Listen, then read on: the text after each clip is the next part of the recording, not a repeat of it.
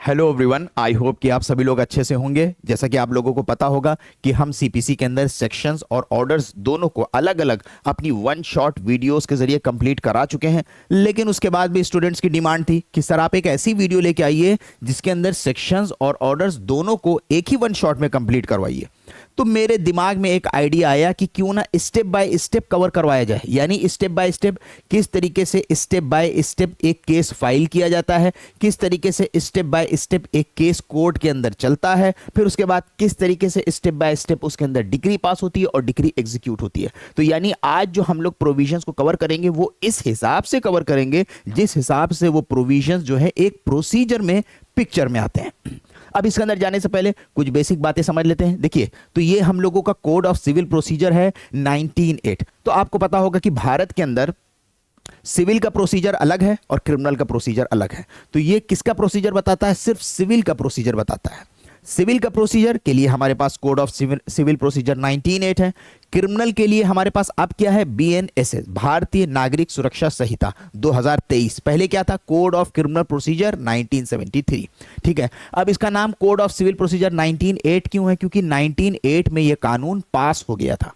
1908 में पास हो गया था लेकिन लागू नहीं हुआ था 1908 में। लागू कब हुआ था? 1909 में। जैसे कि देखिए, ये एक प्रोसीजरल लॉ है। तो ध्यान रखिएगा, आपको पता होगा कि लॉज को भी हम लोग ब्रॉडली दो पार्ट में डिवाइड कर सकते हैं, एक सब्सटैंटिव लॉज और एक प्रोसीजरल लॉज। सब्सटैंटिव लॉज वो लॉज होते हैं जो हमारे राइट्स एंड लायबिलिटीज को क्रिएट करते हैं और डिफाइन करते हैं। प्रोसीजरल लॉज वो लॉज होते हैं जो उनको इंप्लीमेंट करवाते हैं, जो इनको इन्फोर्स करवाते हैं। ठीक है, तो ये प्रोसीजरल लॉ है।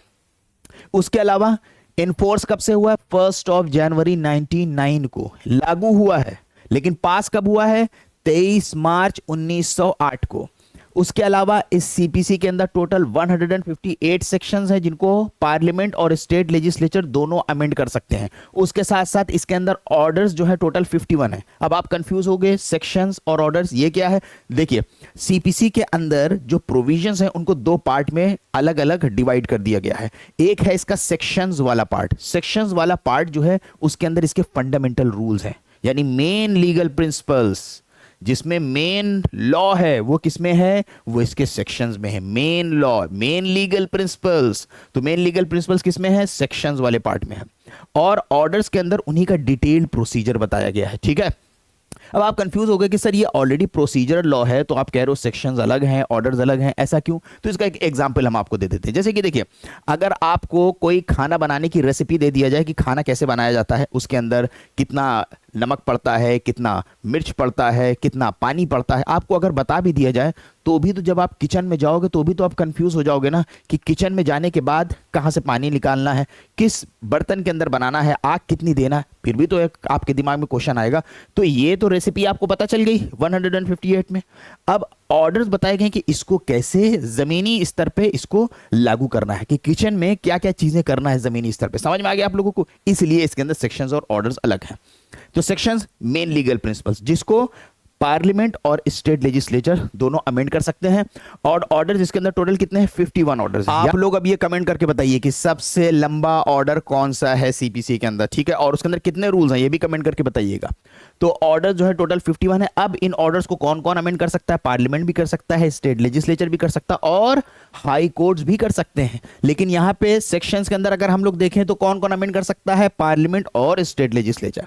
उसके साथ साथ अगर मान लीजिए सेक्शन और ऑर्डर के बीच में कॉन्फ्लिक्ट हुआ, यानी जो इसके अंदर सेक्शंस दिए गए हैं और ऑर्डर्स दिए गए हैं उनमें टकराव हुआ, दिमाग से सोचिए कौन प्रिवेल करेगा?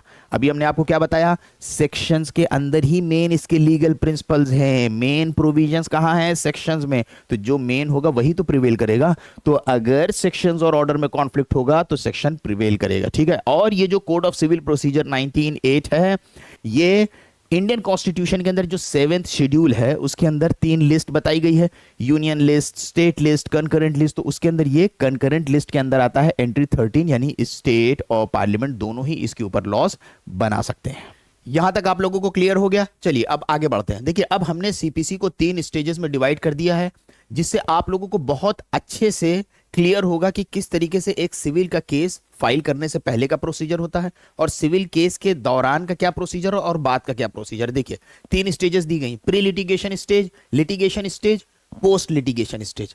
अब आपके दिमाग में सवाल आएगा, सर ये लिटिगेशन क्या होता है? देखिए, लिटिगेशन का मतलब ये होता है जहां पे दो लोग, मान लीजिए हमारे आपके बीच में कोई डिस्प्यूट है, हम अपने डिस्प्यूट को कोर्ट के जरिए डिसाइड करवाएं, यानी कोर्ट के थ्रू जब हम और आप अपने केस को डिसाइड करवाते हैं, इसी को कहते हैं लिटिगेशन। तो यानी लिटिगेशन का मतलब सिविल का केस, जो मुकदमा होता है। तो सिविल के केस के पहले की स्टेज, सिविल के केस के दौरान की स्टेज, और सिविल के केस के अंदर डिसीजन आ जाने की बाद की स्टेज। तो 3 स्टेजेस में हमने डिवाइड कर दिया है। पहली स्टेज के अंदर यानी प्री लिटिगेशन स्टेज, आपको समझ में आ गया होगा, केस फाइल करने से पहले की स्टेज। हम लोग क्या देखेंगे कि कॉज ऑफ एक्शन कैसे अराइज होता है, अलग अलग बार्स को देखेंगे। अलग अलग बार्स का मतलब जरूरी नहीं है कि आपके प्रॉपर्टी राइट्स का वायलेशन हुआ है, आपके किसी अधिकारों का उल्लंघन हुआ है, आप जाके केस फाइल कर लो। बहुत बार आपके सिविल के सूट बार भी होते हैं, अलग अलग बार हम लोग देखेंगे। रेस जुडिकाटा का बार लग सकता है, या टाइम पीरियड निकल सकता है, या हो सकता है वो सिविल का सूट ही ना हो। फिर हम लोग देखेंगे कि पार्टीज टू सूट, कौन कौन लोग पार्टीज होती हैं, और उसके अंदर कहां ज्यूरिसडिक्शन होगा, कहां जाके केस फाइल करेंगे। भाई वो भी तो पता हो किस कोर्ट में जाके फाइल करना है। तो ये पहले की स्टेज में आ गई। अब फिर जब केस चलने लगेगा, फिर केस कैसे इंस्टीट्यूट होता है, प्लीडिंग्स कैसे होती हैं, प्लेंट, रिटन स्टेटमेंट, समन के बारे में पढ़ेंगे। पार्टीज अपीयर होती हैं, उसमें हियरिंग शुरू होती है, ट्रायल शुरू होता है, फिर जजमेंट आता है। फिर उसके बाद पोस्ट लिटिगेशन में हम लोग पढ़ेंगे डिक्री। जजमेंट आने के बाद डिक्री ड्रॉ करी जाती है, फिर डिक्री का एग्जीक्यूशन होता है, और फिर कॉस्ट के बारे में हम लोग पढ़ेंगे। उसी के साथ साथ हम लोग अपील, रिव्यू और रिवीजन के बारे में पढ़ेंगे। समझ में आ गया आप लोगों को? तो सबसे पहले हम लोग क्या जानेंगे, प्री लिटिगेशन स्टेज। अब देखिए, सबसे पहली स्टेज आ गई हम लोगों की pre litigation stage. Pre litigation stage का मतलब क्या, केस फाइल करने से पहले की स्टेज। अब केस फाइल करने से पहले की स्टेज भी बहुत जरूरी है। अगर सपोज दैट, एक एग्जांपल हम लोग लेके चलते हैं, एक हाइपोथेटिकल सिचुएशन, कि किसी केस में आप एडवोकेट हो, आपके पास एक क्लाइंट आया है और उसने आपको अपनी पूरी स्टोरी बताई, और उसने कहा कि वो एक केस फाइल करना चाहता है। तो आप पहले उसकी स्टोरी समझोगे ना, पहले स्टोरी समझोगे कि क्या कॉज ऑफ एक्शन है। क्योंकि अगर कॉज ऑफ एक्शन नहीं बन रहा होगा, कि आपका केस ही रिजेक्ट हो जाएगा, प्लेंट ही रिजेक्ट हो जाएगी आपकी, या केस आगे चलकर डिसमिस हो जाएगा अगर वो किसी बार में आ रहा होगा। तो पहले उसकी स्टोरी सुन के समझिए कि क्या कॉज ऑफ एक्शन है, राइट बन रहा है कि नहीं बन रहा है। ऐसा तो नहीं है कि ये पहले केस लड़ चुके हैं, और या ऐसा तो नहीं है कि इसकी लिमिटेशन पीरियड ही निकल चुकी है, इस केस का टाइम पीरियड ही खत्म हो चुका है। पहले आप समझोगे ना, ये आ जाएगा आपका प्री लिटिगेशन स्टेज में। अब देखिए, प्री लिटिगेशन स्टेज में हम लोग चलते हैं एकदम शुरू में। एकदम शुरू में कहां पे, सबसे पहले एग्जिस्टेंस ऑफ लीगल राइट। कि देखिए, सिविल का केस तभी फाइल किया जा सकता है जब किसी इंसान के किसी लीगल राइट का वॉयलेशन हो। तो मान लीजिए कि एक एग्जांपल ले लेते हैं, आपके पास एक पर्सन आया है, आपका एक क्लाइंट है। अब उसके अंदर हमें सबसे पहले देखना पड़ेगा कि कोई उसके लीगल राइट्स होने चाहिए। देखिए, लीगल राइट्स जो होते हैं, जो हमारे लीगल अधिकार, वो हमें कानून के द्वारा भी मिल सकते हैं और हमें कॉन्ट्रैक्ट के द्वारा भी मिल सकते हैं। जैसे फॉर एग्जांपल, अगर हमने आपको कुछ पैसा उधार दिया था, आपने हमें लौटाने के लिए बोला था, आपने लेकिन नहीं लौटाया, आपसे पैसा वसूलना मेरा राइट है ना। हम आपसे पैसा वसूलें क्योंकि आपने पैसा लेके देने के लिए वादा किया था, तो मेरा राइट हो गया पैसा वसूलना। तो अगर आप पैसा हमें नहीं देते हो तो क्या कहा जाएगा, मेरे लीगल राइट का वॉयलेशन हो गया। उसी तरीके से अगर मान लीजिए कि आप हमसे कोई सामान खरीदते हो लेकिन उसका पे नहीं करते हो, तो आपसे पैसा वसूलना मेरा राइट हो गया ना। तो अगर आप नहीं दोगे तो क्या हो जाएगा, लीगल राइट का वॉयलेशन। उसी तरीके से आप मान लीजिए मेरे मकान में रह रहे हो, किराएदार की हैसियत से आपसे रेंट वसूलना मेरा राइट है ना, लेकिन अगर आप रेंट नहीं दोगे तो मेरे लीगल राइट का वॉयलेशन हो गया। मेरे मकान पे आप सब कब्जा करके रह रहे हो, मकान मेरा है, वहां पे रहने का अधिकार मेरा है ना, अगर आप कब्जा करके रह रहे हो गलत तरीके से तो मेरे लीगल राइट का वॉयलेशन हुआ ना। यही होती है मेरी लीगल राइट। अब सबसे पहले किसी इंसान के लीगल राइट होने चाहिए, तो आप देखोगे उसकी लीगल राइट्स हैं भी कि नहीं। ये लीगल राइट्स प्रॉपर्टी से रिलेटेड भी हो सकते हैं, कॉन्ट्रैक्चुअल भी हो सकते हैं और पर्सनल भी हो सकते हैं। अब आपने देखा कि हाँ इसका लीगल राइट है आपके क्लाइंट का, फिर लीगल राइट का वॉयलेशन होना चाहिए कि अगर कोई किराएदार है, रेंट नहीं दे रहा है, पैसा उधार लिया था, किसी ने उसको वापस नहीं किया, तो उसके लीगल राइट का वॉयलेशन हो गया। जब लीगल राइट का वॉयलेशन होता है तो इससे क्या अराइज होता है, कॉज ऑफ एक्शन।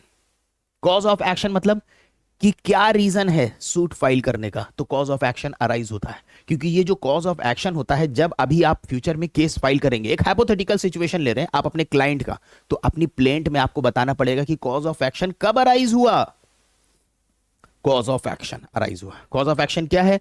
वो फैक्ट्स जिससे राइट मिल रही है सूट फाइल करने की, वो फैक्ट्स जिससे राइट मिल रही है एक सिविल का केस फाइल करने की। ठीक है, ये पता चल गया, ये है।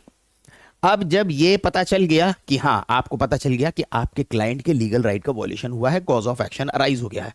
लेकिन कॉज ऑफ एक्शन अराइज हो जाने से भी आप जरूरी नहीं है केस फाइल कर लो। अभी भी हो सकता है आप केस ना फाइल कर पाओ, even though cause of action जो है वो अरोज हो चुका है। क्यों?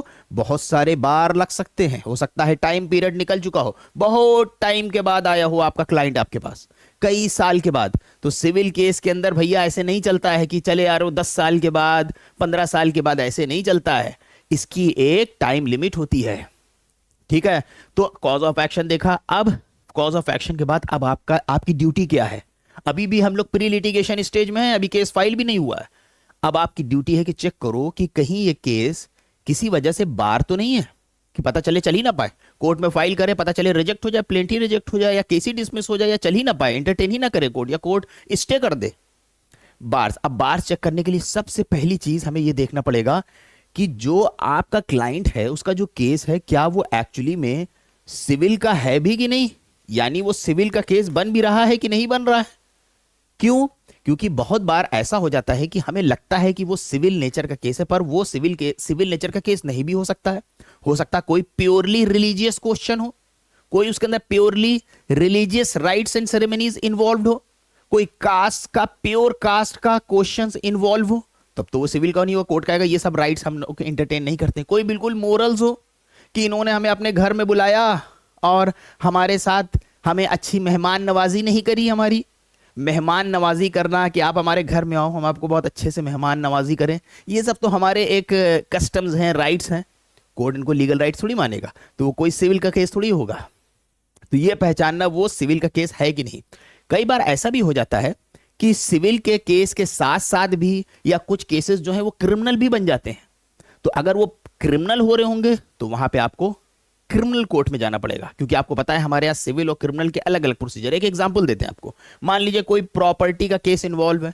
प्रॉपर्टी का केस कई बार क्रिमिनल भी हो जाता है। मान लीजिए अगर किसी ने फर्जी रजिस्ट्री कर दिया है, किसी ने फर्जी साइन बना दिया है, ये क्या बन जाएगा? क्रिमिनल केस बन जाएगा।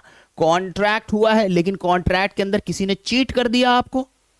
मान लीजिए आपके एग्जाम्पल, आपके क्लाइंट के एग्जाम्पल की बात करते हैं, आपके क्लाइंट के साथ किसी ने चीटिंग कर दिया, क्रिमिनल केस बन जाएगा वो। ठीक है, तो हमें यह भी देखना है कि वो प्योरली सिविल का है, ऐसा तो नहीं है कि religious rights and ceremonies involve है।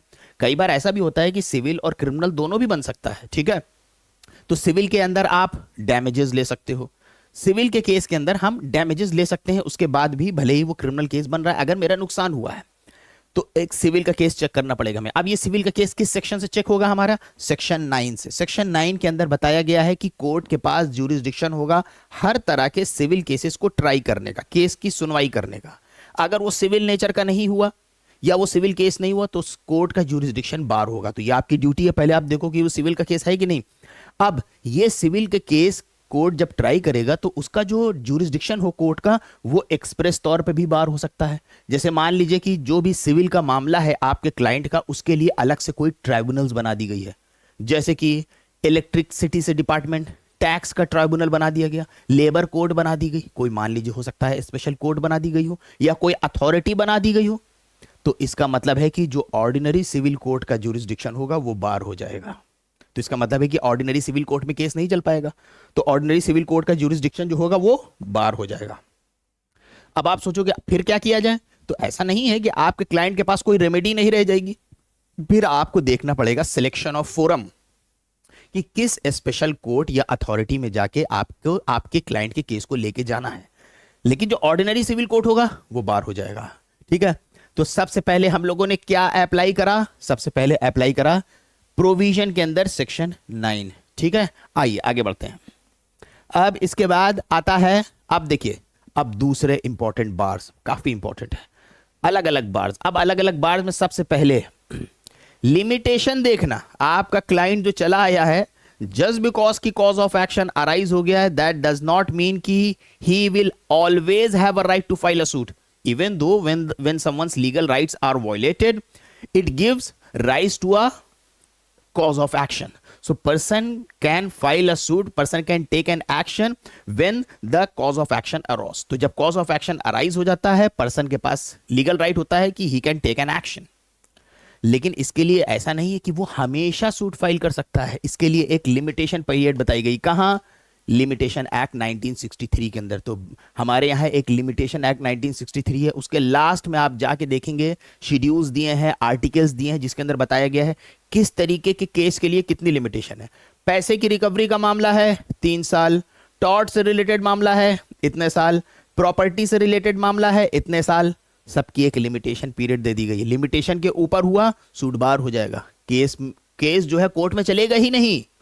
तो आपकी एज एन एडवोकेट ड्यूटी है चेक करो लिमिटेशन पीरियड तो नहीं निकल गया। तो आप अपने क्लाइंट से पूछोगे ये बताओ ये मामला कब का है, तो उसने बताया कि सर यही 2025 के अंदर हुआ है मामला। आपने कहा अच्छा अच्छा अच्छा ठीक है, तो यानी लिमिटेशन हो गया प्रॉपर, लिमिटेशन के अंदर है, कोई दिक्कत नहीं है। फिर उसके बाद लिमिटेशन चेक हो गया। लिमिटेशन चेक होने के बाद एक बड़ा ही अहम बार है सीपीसी के अंदर, और ये सीपीसी के अंदर one of the most important topics में से एक है। वो क्या है? बार है रेस जुडिकाटा का सेक्शन 11 के अंदर। सेक्शन 11 सीपीसी का डील करता है रेस जुडिकाटा का बार। रेस जुडिकाटा क्या होता है? देखिए, ऐसा भी तो हो सकता है कि आपका क्लाइंट ऑलरेडी इस केस को लड़ चुका हो और इसके अंदर डिसीजन आ चुका हो। ये भी तो मुमकिन है ना। कई बार बड़े होशियार लोग होते हैं, एक बार केस लड़ा, हार गए, फिर सोचने लगा चलो फिर फाइल कर देते हैं, थोड़ा बहुत फैक्ट्स को आगे पीछे करके चलो फिर केस फाइल कर देते हैं, शायद जीत जाए। तो बड़े होशियार आ जाते हैं कभी कदार। तो अब आपको, लेकिन रेस जुडिकाटा के जो फ्रेमर्स हैं वो उनसे ज्यादा होशियार है, तो उन्होंने सेक्शन 11 में कोई ऐसी चीज छोड़ी नहीं है कि वो चाहे फैक्ट्स इधर उधर घुमा दे, लेकिन वो इसके दायरे में आ जाएगा। तो अगर एक बार केस डिसाइड हो चुका है सेम कोर्ट के द्वारा, आप फिर जाके सेम कोर्ट के अंदर फाइल कर दो, या जो बराबर का पावर रखती है, आप अपील के लिए जाते हो, दैट डजंट मैटर, उसको नहीं रोकता ये। फिर आप चले आओ सेम केस फाइल कर दो, तो रेस जुडिकाटा उसको सेक्शन 11 में बार कर देता है। लेकिन उसके लिए कुछ शर्तें हैं, जैसे कि सेम पार्टीज होनी चाहिए, सेम मैटर होना चाहिए, जो पहले था, जो पहले डिसाइड हुआ वही सेम मैटर अभी भी होना चाहिए, सेम टाइटल होनी चाहिए।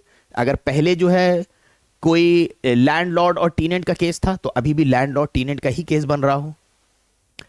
सेम कोर्ट या कॉम्पिटेंट कोर्ट होना चाहिए, और वो केस जो है फाइनली उस कोर्ट के द्वारा डिसाइड हो चुका हो, यानी फाइनली डिसाइडेड हो। अगर ये सारी शर्तें पूरी हो जाएंगी तो फ्रेश सूट अगर आप फाइल करने जाएंगे अपने क्लाइंट का, बार हो सकता है, केस जो है कोर्ट में चल ही ना पाए और वहीं पे रुक जाएगा।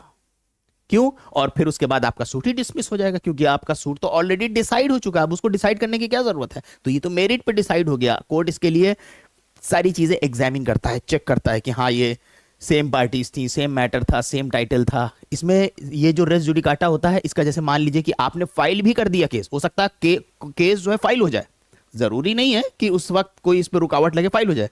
बाद में अपोजिट पार्टी इसका प्ली ले लेगी, plea of res judicata, court देगी कि हाँ बात सही है, तो बार हो जाएगा आपका सूट रेस जुडिकाटा से। समझ में आ गया? एक ये आपने चेक करा, लिमिटेशन चेक करा, रेस जुडिकाटा चेक करा, और पहले सेक्शन 9 अप्लाई करके देखा कि ये सिविल का केस है कि नहीं। ठीक, आइए आगे बढ़ते हैं। अब उसके बाद ये हो गया, अब एक तो ये रेस जुडिकाटा का बार हो गया कि मान लीजिए कि इंडिया के अंदर किसी कोर्ट ने इसमें डिसीजन दिया था, इंडिया की कोर्ट के अंदर, तो रेस जुडिकाटा सीधे सीधे से बार लगा देगा। लेकिन अगर कोई इंसान फॉरेन में एक केस लड़ चुका है, मान लीजिए कि आपका क्लाइंट फॉरेन में किसी के अगेंस्ट केस फाइल कर चुका है और केस वहां पे हार गया, अब फिर सोच रहा है कि आओ इंडिया में आके फिर फाइल करते हैं इसके अगेंस्ट केस, तब क्या होगा? तो बार बेस्ड ऑन फॉरेन जजमेंट, ये सेक्शन 13 और 14 के अंदर दिया गया है। सेक्शन 13-14 में, यानी अगर फॉरेन जजमेंट है उस पे भी बार लग सकता है भारत के अंदर। तो ये मत समझिएगा कि किसी ने फॉरेन कोर्ट में अगर केस लड़ा है तो इंडिया में आएगा तो उसको रिकॉग्नाइज नहीं किया जाएगा। फॉरेन कोर्ट का जजमेंट भी कॉन्क्लूसिव माना जा सकता है, लेकिन इसमें कुछ शर्तों का पूरा होना जरूरी है कि वो जो फॉरेन जजमेंट आया है वो किसी कॉम्पिटेंट कोर्ट ने पास किया हो, वो मेरिट पे होना चाहिए और उसमें नेचुरल जस्टिस को फॉलो किया हो उस कोर्ट ने, कोई फ्रॉड से ऑब्टेन नहीं किया गया हो, नॉट अगेंस्ट इंडियन लॉ और पब्लिक पॉलिसी के अगेंस्ट नहीं होना चाहिए। अगर इस टेस्ट को पास कर लेता है वो फॉरेन जजमेंट, तो फॉरेन जजमेंट भी बार क्रिएट कर सकता है। तो ये भी आपने पता करा। फिर आपने अपने क्लाइंट से पूछा पता चला कि क्लाइंट जो है यहीं का इंसान है, उसका कोई फॉरेन जजमेंट तक दूर दूर तक कोई रोल ही नहीं, तो आपने कहा इसका भी कोई हटाओ, कोई मतलब नहीं है इसका, आपने समझ लिया। अब आपने कहा चलो आओ और देखते हैं। अब आ गया तीसरा, बार ऑफ रेस सब जुडिस, जो इसके सेक्शन 10 में आता है। ये किस तरीके का बार है? ये एक इस तरीके का बार है कि कई बार क्या होता है कि लोग एक केस फाइल करते हैं, हमने फॉर एग्जांपल आपके क्लाइंट ने कहीं केस फाइल किया, अब उसको लग रहा है उस कोर्ट में चल रहा है या कोर्ट जो है सही से नहीं सुनवाई कर रही, उसके हिसाब से उसके फेवर में नहीं कर रही, उसने सोचा चलो आओ फिर किसी कोर्ट में फाइल कर दें, केस पेंडिंग है और जाके फिर दूसरी कोर्ट में फाइल कर दें। तो सेक्शन 10 जो है बार क्रिएट करता है तब जब कोई प्रीवियस सूट जो है ऑलरेडी पेंडिंग है। अब ये जो प्रीवियस सूट था ये भी सेम मैटर होना चाहिए, उसमें सेम मैटर इन्वॉल्व होना चाहिए, सेम पार्टीज इन्वॉल्व होनी चाहिए, सेम टाइटल इन्वॉल्व होनी चाहिए। जैसे रेस जुडिकाटा के अंदर पढ़ा है कि अगर मान लीजिए कि उस कोर्ट से जजमेंट आ जाए तो वो रेस जुडिकाटा क्रिएट कर दे, इसका टेस्ट है कि वो रेस सब जुडिस में बार होगा, लेकिन उसके बाद आके फिर फाइल करे दे रहा है, तो अब जब वो दोबारा अपना केस फाइल करेगा जो सब्सीक्वेंट सूट होगा वो स्टे हो जाएगा कोर्ट के द्वारा। ये हो गया रेस सब जुडिस का। तो आप पता नहीं करोगे, पता चले आप जाके फाइल करो स्टे हो जाए, क्लाइंट कहने लगे ये क्या हो गया, हमारा सूट कैसे स्टे हो गया, ये भी बार चेक हो गया। अब आइए दूसरा बार, ऑर्डर टू रूल 2 का बार। अब देखिए सीपीसी ने इस चीज के ऊपर बड़ा ही फोकस किया है कि कोई एक आदमी सीपीसी का गलत इस्तेमाल करके किसी को दोबारा बार बार परेशान ना करे। जैसे मान लीजिए कि एक एग्जांपल देते हैं कि आपने हमसे 1 लाख रुपए लिया है उधार, 1 लाख रुपए आपने हमसे उधार लिया, आपने देने का वादा किया था, आपने नहीं दिया। अब अगर हम आपको परेशान करने पे आए तो हम ऐसे भी कर सकते हैं, 1 लाख रुपए अमाउंट है आपके ऊपर, हम एक बार आपसे 25,000 रुपए का केस फाइल करें, 25,000 जीत जाएंगे क्योंकि सीधा सीधा सारे सबूत है, फिर 25,000 रुपए के लिए फाइल करें, फिर 25,000 रुपए जीत जाएंगे, फिर 25,000 फाइल करें, फिर जीत जाएंगे, फिर 25 करके हमने 4 बार आपको परेशान किया। क्यों परेशान किया? क्योंकि आपने टाइम से नहीं लौटाया, हमारा बड़ा मूड खराब था, 4 बार परेशान किया। तो इसलिए मल्टीप्लिसिटी ऑफ प्रोसीडिंग्स को रोकने के लिए और एक इंसान दूसरे को बार बार परेशान ना कर सके, इसके लिए बहुत ध्यान रखा गया है सीपीसी में। तो ऑर्डर टू रूल 2 ये कहता है कि जब आप केस फाइल करो तो एक बार में जो आपका पूरा क्लेम है जो अराइज हो रहा है सेम कॉज ऑफ एक्शन से, एक सेम कॉज ऑफ एक्शन से, मान लीजिए कि आपका क्लाइंट था, उसका कहना था कि अरे सर हमारा एक किराएदार है, हमें किराया नहीं दे रहा है, कई साल का किराया बाकी है। आपने पूछा कितने साल का है? कहने लगा सर उसने हमें जो है किराया जो है नहीं दिया है, 2024 का भी नहीं दिया है पूरा, और 2025 निकल रहा है, इसका भी किराया नहीं दिया है। मान लीजिए उसने आपको बताया। अब आपने उससे पूछा कि आपने कुछ उसके खिलाफ कार्रवाई करी? कहने लगा हाँ सर हमने उसके खिलाफ कार्रवाई करी थी, हमने उसके अंदर अभी उससे पैसा जो है 2024 का मांगा है। और आपने कहा 2025 का? कब फाइल किया था आपने केस? कहने लगा अभी सर 1 महीना पहले फाइल किया है। तो आपने पूछा 2025 का क्यों नहीं फाइल किया? कहने हमने दोबारा उसके लिए दोबारा फाइल करेंगे। तब आप समझ गए इसका मामला फंस जाएगा ऑर्डर टू रूल 2 से, क्योंकि ऑर्डर टू रूल 2 क्या कहता है, एक बार में पूरा क्लेम मांगो अगर वो एक कॉज ऑफ एक्शन से अराइज हो रहा है, अगर नहीं किया बार हो जाएगा आपका सूट। बात आपके समझ में आ रही है? तो एक कॉज ऑफ एक्शन से अगर आपके पास जो क्लेम बन रहा होगा, जो भी हमने आपको एक एग्जांपल दिया कि पूरा 1 लाख अगर आपके ऊपर बन रहा है तो हम एक बार में पूरा मांगे। ये ना करें कि सोचे 50,000 अभी मांगे फिर बाद में 50,000, दोबारा जब मांगने जाएंगे ऑर्डर टू रूल 2 का बार लग जाएगा, उसके ऊपर केस नहीं चल पाएगा।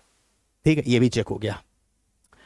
मान लीजिए कि ऐसा आपके क्लाइंट का कुछ मामला नहीं निकलता है, फिर अब आप चेक करोगे ऑर्डर 9 रूल 9 का। हालांकि बार और भी हैं, इसके अलावा भी बहुत सारे बार हैं, लेकिन हम लोग यहाँ पे सिर्फ मेन बार को पढ़ रहे हैं। उसके बाद एक बार आता है ऑर्डर 9 रूल 9 का। ऑर्डर 9 रूल 9 का बार क्या कहता है? ये कहता है कि अगर मान लीजिए कि आपके क्लाइंट ने पहले ऑलरेडी केस किया हुआ था, जो आपके पास क्लाइंट आया है पहले केस फाइल कर चुका था, और उस केस के अंदर जब सुनवाई शुरू हुई बुलाया गया तो आपका जो पार्टी थी यानी जो प्लेंटिफ थी, यानी आपकी जो पार्टी थी वो गया ही नहीं, एब्सेंट हो गया। अगर वो एब्सेंट हो गया तो उस जगह पे सूट जो है वो डिसमिस हो जाएगा। अगर वो एब्सेंट हुआ सूट डिसमिस हो जाएगा। अगर सूट डिसमिस हो गया तो वहां पे फ्रेश सूट जो होगा वो बार हो जाएगा, यानी फ्रेश सूट जो होगा वो बार हो जाएगा। अब फ्रेश सूट फाइल नहीं हो सकता है, यानी अब एज एन एडवोकेट आप उसके लिए फ्रेश नया केस फाइल नहीं कर सकते। उसके पास अब रास्ता क्या खुला है, वो रेस्टोरेशन की एप्लीकेशन लगाए और रेस्टोरेशन से उसका सूट जो है रिस्टोर हो जाएगा, ना कि फ्रेश सूट इस पे फाइल नहीं हो पाएगा। होप कि आप लोगों को ये क्लैरिटी आ गई होगी कि किस तरीके से सिविल के केसेस बार हो सकते हैं। ठीक है, तो एक एडवोकेट होने के नाते आपको ये बार्स चेक करने पड़ेंगे कि ऐसा तो नहीं है कि बार है सूट। अब आपके दिमाग में एक क्वेश्चन और आ रहा होगा कि सर जितने भी बार्स हम लोगों ने यहाँ पे पढ़े हैं क्या सिर्फ इतने ही बार्स हैं सीपीसी के अंदर? नहीं, सीपीसी के अंदर बहुत सारे बार्स हैं। हम लोगों ने मेन बार्स को पढ़ा है जिसके अंदर एक सूट बार हो सकता है जो आमतौर पे इस्तेमाल में भी आते हैं। कुछ और बार्स भी हो सकते हैं, जैसे कि अगर मान लीजिए कि आपके क्लाइंट ने केस फाइल किया, पहले भी केस फाइल किया, केस फाइल करने के बाद उसने क्या करा, अपने सूट को या क्लेम का विड्रॉ कर लिया, वापस ले लिया केस। अगर उसने ये विड्रॉ किया है बिना कोर्ट की परमिशन से तो जो फ्रेश सूट होगा वो बार हो जाएगा। ये कहां दिया गया है? ये बार इसके ऑर्डर 23 रूल 1 के अंदर प्रोवाइड किया गया है कि अगर कोई सूट को विड्रॉ कर लेता है बिना कोर्ट के परमिशन के। एक ये हो गया बार। उसके अलावा एक सेक्शन 80 के अंदर बार बताया गया है। ये बार किस चीज का बार है? ये बार जो है ये बताता है कि अगर मान लीजिए कि आपको कोई केस फाइल करना है, किसके अगेंस्ट? गवर्नमेंट के अगेंस्ट या किसी पब्लिक ऑफिसर के अगेंस्ट, तो उसके लिए बताया गया है कि आप इन लोगों के अगेंस्ट अगर आपको केस फाइल करना है तो इसके लिए आपको 2 महीने पहले एक नोटिस भेजनी पड़ेगी। अब वो बात अलग है कि अगर अर्जेंट केसेस के अंदर आपको रिलीफ चाहिए तो उस जगह पे कोर्ट आपको परमिशन दे सकता है कि बिना नोटिस भेजे भी केस चलाया जा सकता है। अब यहां तक हम लोगों ने अलग अलग बार्स तो समझ लिया। अब आपके दिमाग में क्वेश्चन आ रहा होगा, सर इसके अलावा भी कोई चीज बची है प्री लिटिगेशन स्टेज के अंदर केस फाइल करने से पहले देखने के लिए? और क्या बहुत सारी चीजें बची है। अब कौन कौन जो है, जो क्लाइंट आया है आपके पास, उस क्लाइंट के बिहाफ पे कोर्ट में कौन अपीयर होगा? आप अपीयर होगे एज एन एडवोकेट, या उसकी जगह पे कौन अपीयर हो सकता है? अभी ये भी समझना है। अभी ये भी समझना है कि जो आपका क्लाइंट है वो अकेली पार्टी है या उसके साथ कई प्लेंटिफ हैं, और जिनके अगेंस्ट केस फाइल किया जाओगे वो कितने लोग हैं। भाई ये सारी चीजें डिटेल्स होना चाहिए कि नहीं आपके पास, तभी तो आप उनको पार्टी बनाओगे। भाई ऐसा भी हो सकता है कि किसी एक इंसान के राइट का वॉयलेशन हुआ होगा तो कोई ठीक है, कोई दिक्कत नहीं है, एक क्लाइंट बन गया प्लेंटिफ, सिंगल प्लेंटिफ, कोई दिक्कत नहीं है। एक से ज्यादा भी प्लेंटिफ हो सकते हैं, वो पर्सन हो उसके साथ साथ दूसरे लोग अफेक्टेड पार्टी हो जिनका ज्वाइंट इंटरेस्ट हो, मान लीजिए कि किसी ने ज्वाइंट कॉन्ट्रैक्ट किया हो, या मान लीजिए कि एक से ज्यादा डिफेंडेंट हो जिनके अगेंस्ट केस फाइल करना है। ये भी तो आप पता करोगे ना अपने क्लाइंट के साथ। ये भी उसके साथ साथ अभी ये भी तो बचा है, केस फाइल करने से पहले पता हो कोर्ट कौन सी है, किस कोर्ट में जाके फाइल करना है। केस भी तो अलग अलग तरीके के होते हैं। कुछ प्रॉपर्टी से रिलेटेड डिस्प्यूट है, इमूवेबल प्रॉपर्टी से रिलेटेड डिस्प्यूट है, शादी ब्याह का मामला है, कॉन्ट्रैक्ट का मामला है। भाई किस जगह पे केस फाइल होगा ये भी तो समझना है। तो इसलिए अभी भी हम लोग प्री लिटिगेशन स्टेज के अंदर है। तो आइए अब हम लोग देखते हैं हम लोगों का क्या बचा है अब इसके अंदर। अब इसके अंदर हम लोग देखेंगे कि अब हम लोग समझते हैं, आइए पार्टीज टू सूट और कॉजेज ऑफ एक्शन को क्या हम ज्वाइन कर सकते हैं, उसके साथ साथ कौन जो है जो क्लाइंट होगा उसके बिहाफ में कोर्ट में अपीयर हो सकता है। तो ये सारी चीजें अदर्स में आ जाएंगी। ठीक है, आइए इसको भी देखते हैं। देखिए अब ये चीज इसके ऑर्डर 1 में बताई गई है, पार्टीज टू सूट। एक केस के अंदर कौन कौन लोग पार्टीज हो सकते हैं? देखिए अगर 2 सिंगल लोग हैं तो कोई दिक्कत ही नहीं है। अगर मान लीजिए कि हमने आपके कोई राइट का वायलेशन कर दिया, कोई दिक्कत नहीं है, आप हमारे अगेंस्ट केस फाइल करोगे, आप प्लेंटिफ हो गए, हम डिफेंडेंट हो गए, कोई मसला ही नहीं है। लेकिन अगर मान लीजिए कि हमने आपको और आपके किसी दोस्त को एक टाइम पे असॉल्ट कर दिया, या मान लीजिए कि हमने आपके और आपके दोस्त के साथ ज्वाइंट कॉन्ट्रैक्ट किया, किसी चीज को सप्लाई करने का नहीं सप्लाई किया, तो दोनों का राइट्स का वायलेशन हुआ।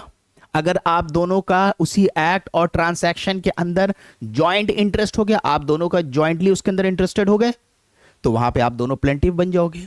या मान लीजिए कि आप 2 लोगों ने हमें असॉल्ट कर दिया, आप 2 लोगों ने हमारे साथ कॉन्ट्रैक्ट किया और करके तोड़ दिया, आप 2 लोग उसमें ज्वाइंटली इंटरेस्टेड थे, तो एक वो केस हो गया जहां पे हमने आपके साथ कॉन्ट्रैक्ट करके तोड़ दिया, हमने अगर आपके साथ कॉन्ट्रैक्ट करके तोड़ दिया, आप लोग 2 प्लेंटिफ हो गए, मल्टीपल प्लेंटिफ्स का केस हो गया। या आप दोनों ने हमारे साथ ज्वाइंट कॉन्ट्रैक्ट किया, तोड़ दिया, मल्टीपल डिफेंडेंट का केस हो गया।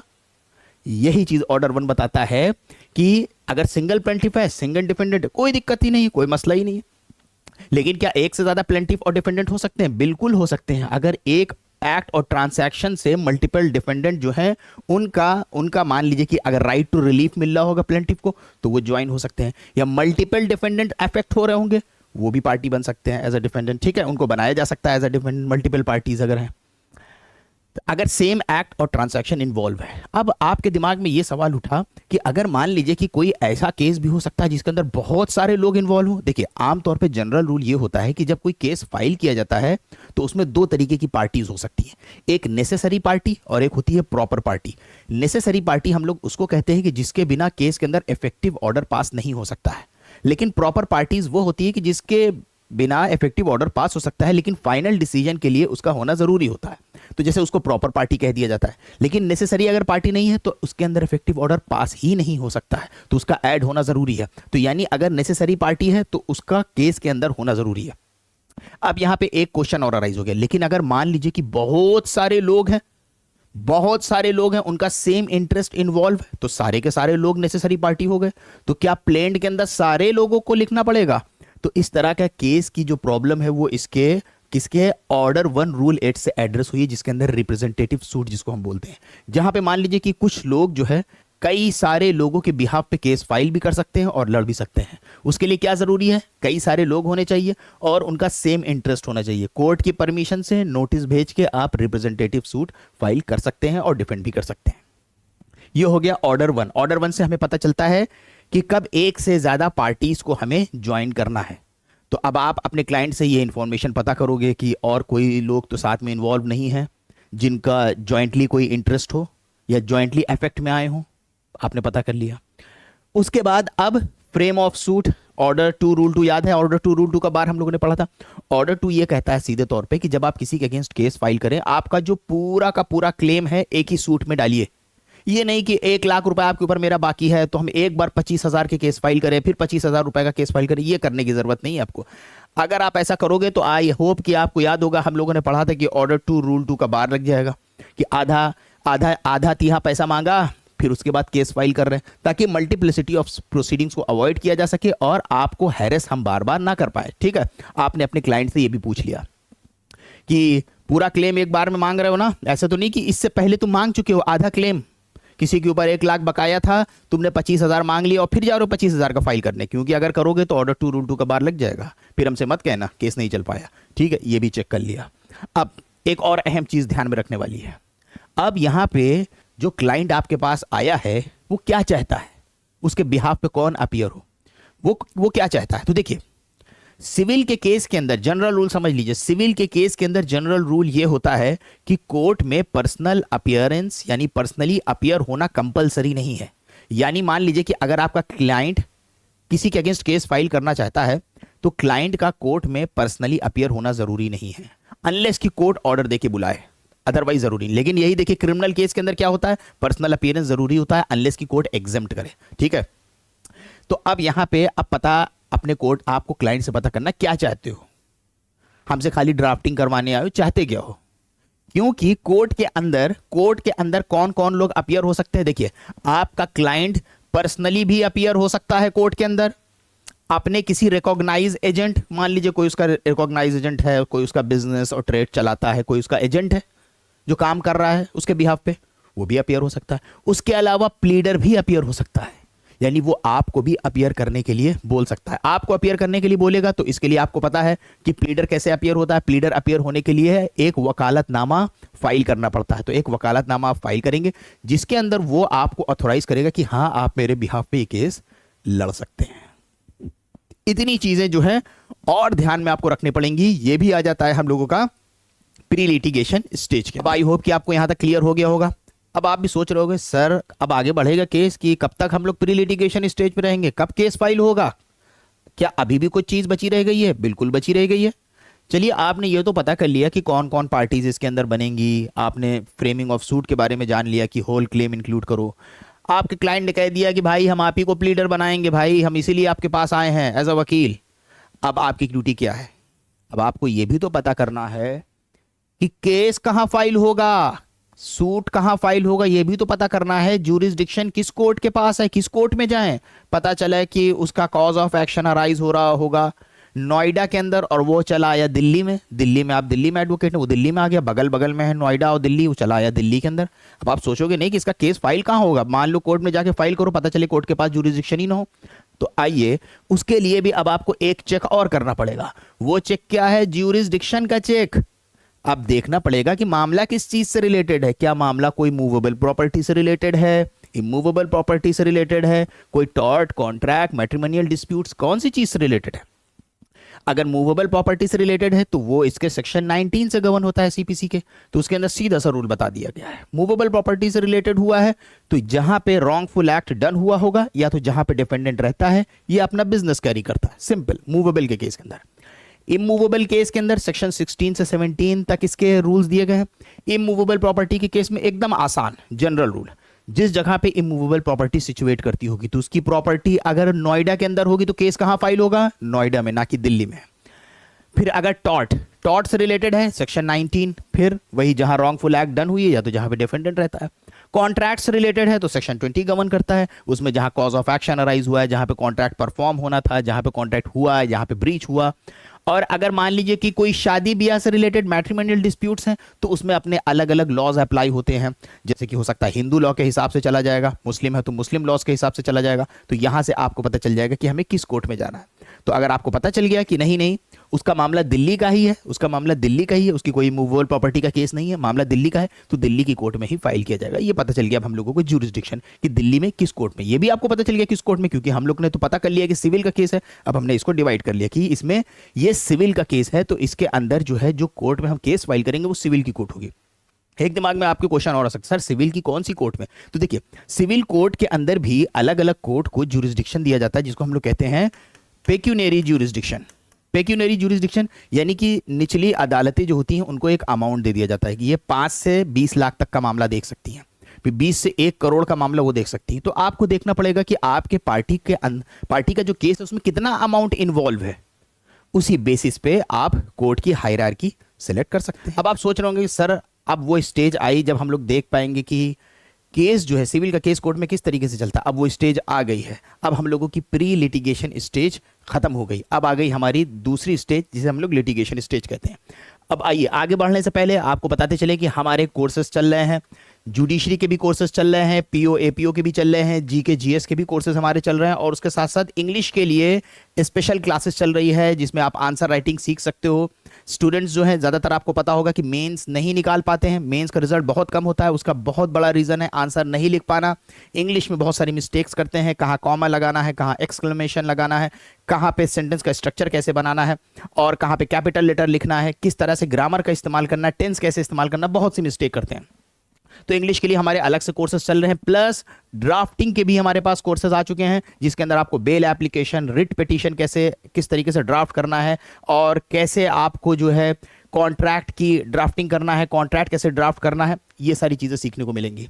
इन सारे कोर्सेज की डिटेल के लिए आप इस नंबर पे, ये जो नंबर दिया गया है 8840961324 पे, या स्क्रीन के नीचे आपको नंबर शो हो रहा होगा, आप वहाँ पे मैसेज करके या कॉल करके डिटेल्स ले सकते हैं। चलिए आगे बढ़ते हैं। देखिए अब इसके बाद आ गई हमारी दूसरी स्टेज, लिटिगेशन स्टेज। लिटिगेशन का मतलब हमने आपको बताया था क्या होता है। लिटिगेशन मतलब जब हम लोग अपने डिस्प्यूट को कोर्ट के थ्रू डिसाइड करवाएं। तो जब केस हमारा कोर्ट में चला गया तो हम लोग उसे कह रहे हैं कि अब लिटिगेशन स्टेज शुरू हो गई है। तो अब कोर्ट में केस जाता कैसे है, प्री लिटिगेशन स्टेज हो गई। देखिए सबसे पहले आता है इंस्टीट्यूशन ऑफ सूट, आपको दिख रहा होगा यहाँ पे इंस्टीट्यूशन ऑफ सूट। सूट का मतलब क्या होता है, सूट का मतलब होता है जो हमारा सिविल का केस होता है उसी को हम लोग सूट कहते हैं। यानी सूट के अंदर जो हमारा सूट होता है, सिविल के केस को हम लोग सीपीसी के अंदर सूट कह के रेफर करते हैं। सूट का मतलब क्रिमिनल केस नहीं होगा, ध्यान रखिएगा। ये सूट वर्ड जो है ये क्रिमिनल केसेस के अंदर इस्तेमाल नहीं होता है, वहाँ के लिए हम लोग क्रिमिनल केस कहते हैं या क्रिमिनल प्रोसीजर हम लोग पढ़ते हैं, लेकिन सूट जो है वो नहीं इस्तेमाल होता, वो सिविल के केस में ही इस्तेमाल होता है। तो अब सबसे पहली स्टेज आ गई इंस्टीट्यूशन ऑफ सूट। किस तरीके से सूट इंस्टीट्यूट होगा, सिविल का केस चालू होगा, कैसे, ये दिए गए हैं इसके सेक्शन 26 और ऑर्डर 4 में इसके रूल्स दिए गए हैं। कैसे होगा, सूट इंस्टीट्यूशन के लिए आपको कोर्ट में प्लेंट फाइल करनी होगी। तो यानी सूट कैसे इंस्टीट्यूट होगा, उसके लिए हमें कोर्ट में प्लेंट फाइल करनी होगी। प्लेंट क्या होती है, प्लेंट एक तरीके का डॉक्यूमेंट होता है जिसके अंदर हम अपने मटेरियल फैक्ट्स लिखते हैं, हमारा कॉज ऑफ एक्शन। मतलब मान लीजिए कि अगर हमें आपके अगेंस्ट एक्शन लेना है तो हम कोर्ट को कैसे शिकायत करके बताएं कि आपने मेरे लीगल राइट का वायलेशन कर दिया है। तो जैसे क्रिमिनल केस के अंदर होता है कंप्लेंट, सिविल केस के अंदर होता है प्लेंट, ठीक है। तो इसलिए यहाँ पे हम इंस्टीट्यूशन ऑफ सूट को देखेंगे और उसके अंदर इसके जो रूल्स और सेक्शंस हैं वो सेक्शन 26 रूल ऑर्डर 4 के अंदर दे दिए गए हैं। अब जब ये हम प्लेंट फाइल करेंगे तो ये प्लेंट डुप्लीकेट होगी, यानी 2 कॉपीज जो होती है प्लेंट की हमें फाइल करना होता है। कहाँ फाइल होता है? इसके आमतौर पे इसके फाइलिंग काउंटर्स होते हैं कोर्ट के अंदर। वो हमने अपने, जब आप मेरा ऑर्डर और सेक्शंस का 1 शॉट देखेंगे उसके अंदर हमने डिटेल में बताया है। फिर इसके साथ साथ इसके जो फैक्ट्स होते हैं कैसे आप साबित करेंगे? एफिडेविट के जरिए। ठीक है, अब ये हो गया प्लेंट। प्लेंट कहाँ पे डिफाइन करी गई है? ऑर्डर 7 के अंदर प्लेंट के रूल्स बताए गए हैं सीपीसी के। प्लेंट का रूल्स जो है ऑर्डर 7 में क्या क्या चीजें होती है प्लेंट के अंदर हमने आपको बता दिया। Material facts, cause of action, jurisdiction, valuation, और इसी के अंदर आप अपनी रिलीफ मांगते हो, कोर्ट से मांगते हो कि हमें क्या रिलीफ चाहिए कोर्ट से आपकी क्या मांग है। ये सब कहाँ लिखा होता है? प्लेंट में लिखा होता है। इसके अलावा आप बहुत सारे डॉक्यूमेंट्स भी प्लेंट के साथ फाइल करने होते हैं जो हमने डिटेल में कवर करे हैं। जैसे कि एक तो आप एफिडेविट फाइल करोगे, एफिडेविट के साथ साथ अगर आप अपने क्लाइंट का केस फाइल कर रहे हो अब वकालतनामा लगेगा। उसके साथ साथ जिन पेपर्स के बेसिस पे आप रिलाई कर रहे हो उन पेपर को लगाया जाता है, मेंशन किया जाता है कि ये पेपर जो है इसके साथ लगा रहे हैं। तो ये सारी चीजें आपके प्लेंट के साथ लगेंगी। ये हो गया प्लेंट। प्लेंट खत्म हो गया यहाँ पे। अब आगे बढ़ते हैं। अब आपकी प्लेंट फाइल हो गई, मान लीजिए कोर्ट में एडमिट हो गई है। ठीक है, अब ध्यान रखिएगा ये जो प्लेंट हम लोगों ने पढ़ा है ऑर्डर 7 के अंदर, ये प्लेंट कई बार कुछ गलतियों की वजह से ये प्लेंट कोर्ट से रिजेक्ट भी हो जाती है। इसके ऑर्डर 7 के रूल 11 में बताया गया है कि प्लेंट रिजेक्ट भी हो सकती है। जैसे मान लीजिए कि अगर कोई कॉज ऑफ एक्शन ही नहीं बन रहा है, आपने कोर्ट में केस फाइल कर दिया, जब कोर्ट ने देखा, इसलिए हमने आपको बताया प्री लिटिगेशन स्टेज कितनी इंपॉर्टेंट है। अब आपका क्लाइंट आया, आपको लगा हाँ चलो फीस मिल रही, केस फाइल कर दो, फाइल कर दिया, कोर्ट ने देखा कोई कॉज ऑफ एक्शन ही नहीं बन रहा है, प्लेंट रिजेक्ट हो जाएगी। कोर्ट ने देखा ये तो लिमिटेशन से बाहर है, प्लेंट रिजेक्ट हो जाएगी। समझ में आ गया? इसलिए प्री लिटिगेशन स्टेज कितनी मायने रखती है। ठीक है, ये हो गई आपकी पहली स्टेज, इंस्टीट्यूशन ऑफ सूट। ये चल रही है लिटिगेशन स्टेज चल रही है हमारी, institution of suit, suit institute हो गया। आगे बढ़ते हैं। अब जब सूट इंस्टीट्यूट होगा, जब सूट इंस्टीट्यूट हो जाएगा तो आप जिसके बिहाफ पे केस फाइल कर रहे होंगे उसको प्लेंटिफ कह के रेफर किया जाएगा, वो प्लेंटिफ हो गया। जिसके अगेंस्ट फाइल किया गया उसको डिफेंडेंट कह के रेफर किया जाएगा। अब जब डिफेंडेंट के अगेंस्ट आपने सूट फाइल कर दिया है तो डिफेंडेंट को नोटिस भेज के बताया जाएगा कि नहीं कि तुम्हारे अगेंस्ट केस फाइल हुआ है, अपीयर हो। ये जो नोटिस भेजी जाती है इसी को हम लोग टेक्निकली कहते हैं यहाँ पे सम्मन्स। अब डिफेंडेंट को सम्मन्स भेजा जाएगा। कहाँ दिए गए हैं इसके रूल्स? ऑर्डर 5 में दिए गए हैं इसके रूल्स। ऑर्डर 5 में बताया गया सम्मन्स कैसे भेजा जाएगा। सर्विस ऑफ कोर्ट दिया गया है, पर्सनल और डायरेक्ट सर्विस। डिफेंडेंट को कोशिश करी जाएगी कि उसको पर्सनली सम्मन सर्व किया जाए, लेकिन अगर पॉसिबल नहीं हो पाती है इस तरीके से सर्विस तो सब्सटीट्यूटेड सर्विस बताई गई है कि सब्सटीट्यूटेड सर्विस में जैसे कि उसके घर के बाहर गए, घर के बाहर एक कॉपी चिपका दिया और एक कॉपी जो है कोर्ट के पास भेज दिया इंडोर्स करके कि हाँ जो सर्विंग ऑफिसर था उसने सम्मन सर्व कर दिया, तो कोर्ट ये डिक्लेयर कर सकता है कि हाँ सम्मन सर्व हो गया। ऑर्डर 5 में बताया गया। अब आपको जैसा कि पता है जब सम्मन जो है डिफेंडेंट के पास जाएगा तो आपको पता है सिविल केस के अंदर रूल क्या है। डिफेंडेंट चाहे तो पर्सनली अपीयर हो। सिविल केस के अंदर हम लोगों ने क्या रूल पढ़ा है? या तो पार्टी पर्सनल अपीयर हो सकती है और या तो किसी प्लीडर के जरिए या एजेंट के जरिए। सिविल केस के अंदर पर्सनल अपीयरेंस मैंडेटरी नहीं होता है, तो जब सम्मन गया डिफेंडेंट के पास तो पर्सनल अपीयरेंस मैंडेटरी नहीं है। अब बोला गया है नो पर्सनल अपीयरेंस। कोर्ट जो है अब उसके साथ साथ ये भी बता दिया गया कि कोर्ट कुछ जगह पे पर्सनल अपीयरेंस के लिए नहीं बुला सकती है। आमतौर पे सिविल केसेस के अंदर पर्सनल अपीयरेंस जरूरी नहीं होता, अनलेस कोर्ट आपको बुलाए तब आपको अपीयर होना पड़ेगा। अब अगर मान लीजिए कि कोर्ट आपको बुलाती है तो उस जगह पे भी कुछ एक्सेप्शंस दिए गए हैं कि कुछ जगह पे कोर्ट आपको पर्सनली नहीं बुला सकती। कब? अगर मान लीजिए कि आप कोर्ट के लिमिट में रहते हो, कोर्ट की जो लोकल लिमिट है ज्यूरिसडिक्शन की उसमें रहते हो तो बुला सकती है आपको पर्सनल अपीयरेंस में। ठीक है, अगर मान लीजिए कि आप कोर्ट से 50 माइल्स की दूरी पर रहते हो तो भी बुला सकती है कोर्ट आपको पर्सनल अपीयरेंस के लिए। या मान लीजिए कि आप कोर्ट हाउस से यानी कोर्ट की बिल्डिंग से 200 माइल्स दूर रहते हो फिर भी बुला सकती है, लेकिन वहां पे शर्त यह है 200 माइल्स के केस के अंदर कि पब्लिक ट्रांसपोर्ट अवेलेबल होना चाहिए और उस पब्लिक ट्रांसपोर्ट से 5th 6th डिस्टेंस जो है एटलीस्ट कवर हो रहा हो। समझ आ गया आपको कि किस तरीके से सूट इंस्टीट्यूट हुआ यहां पे प्लेंट फाइल करने से। फिर समन जाता है डिफेंडेंट के पास, डिफेंडेंट के अपीयरेंस के लिए। अब उसके बाद हमारा यहां पे थर्ड स्टेप आ गया, appearance and non appearance of parties. अब इसके पास जब सम्मन गया, अब ये अपीयर भी हो सकता है, नहीं भी अपीयर हो सकता है जो डेट लगी है, या ये भी हो सकता है दोनों प्लेंटिफ और डिफेंडेंट दोनों ही अपीयर ना हो, और ये भी हो सकता है कि जिसने केस फाइल किया है वही ना अपीयर हो, प्लेंटिफ ही ना अपीयर हो, तो क्या होगा, कहां बताया गया है, ऑर्डर 9 में। ठीक है, अब ऑर्डर 9 में क्या क्या पॉसिबल सिचुएशन हो सकती है, अगर दोनों पार्टी जो है अपीयर होती है, यहां पे अपील लिखा हुआ है, अगर दोनों पार्टी अपीयर होती है तो सूट नॉर्मल तरीके से प्रोसीड करेगा। अगर डिफेंडेंट एब्सेंट होता है तो सूट एक्स पार्टे प्रोसीड कर सकता है, यानी एक पक्षीय कार्रवाई हो सकती है। और अगर मान लीजिए कि प्लेंटिफ एब्सेंट होता है तो सूट डिसमिस भी हो सकता है। और उसके साथ साथ रेमेडीज इसके अंदर क्या होती है, इसके अंदर रेमेडीज होती है या तो सूट ही डिसमिस हो जाता है या तो आप रेस्टोरेशन के लिए कोर्ट में एप्लीकेशन मूव कर सकते हैं। ये हो गया। लेकिन मान लीजिए कि डिफेंडेंट अपीयर होता है, अब जब डिफेंडेंट अपीयर होता है तो वो क्या फाइल करता है, अब जो इसने अपनी यहां पे प्लेंट फाइल करी है इसी का रिप्लाई फाइल करता है। किस तरीके से फाइल करता है, उसको यहां पे कहा गया है रिटन स्टेटमेंट। अब वो अपने रिटन स्टेटमेंट में जो प्लेंटिफ के एलिगेशंस हैं जो इसने अपनी प्लेंट पे बोले हैं, या तो चाहे तो उसको एक्सेप्ट कर ले या तो चाहे डिनाई कर दे, तो वो अपने रिटन स्टेटमेंट में कर सकता है। रिटन स्टेटमेंट कहां डिस्कस है, ऑर्डर 8 में। अब आगे बढ़ते हैं।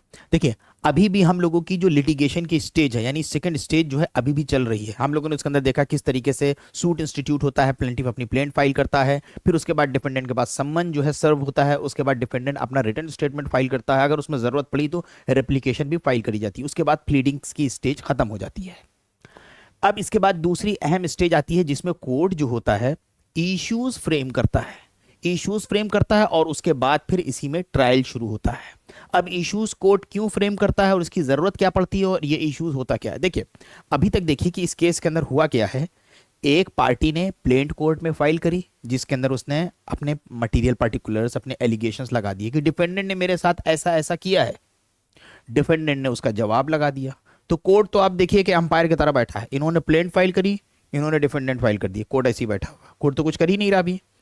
अब कई बार ऐसा होता है कि बहुत बार प्रॉपर फ्रेमिंग नहीं कर पाता है डिफेंडेंट रिटन स्टेटमेंट के अंदर, क्योंकि रिटन स्टेटमेंट के अंदर बड़े अहम अहम रूल्स होते हैं कि अगर आपने स्पेसिफिक तौर पे प्लेंटिफ की प्लेंट के एलिगेशंस को डायरेक्ट तौर पे नहीं डिनाई करा तो उसको एडमिशन माना जा सकता है कि आपने एडमिट कर लिया।